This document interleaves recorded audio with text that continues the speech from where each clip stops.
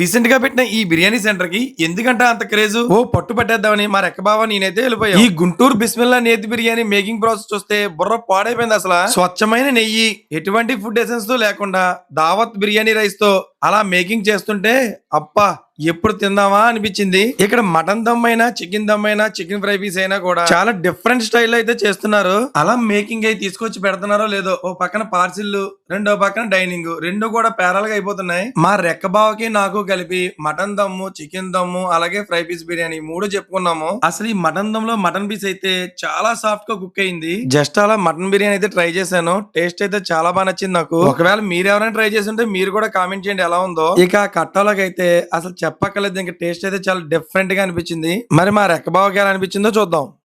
Mutton దమ్ము super, ఎంత పెద్ద లెగ్ పీస్. మీరు కూడా ట్రై చేయాలనుకుంటే మన కాకినాడ ఎస్ఆర్ఎంటీ మాల్ ఆపోజిట్ లో ఉన్న ఈ గుంటూరు బిస్మిల్లా నేతి బిర్యానీకి అయితే వచ్చేయండి.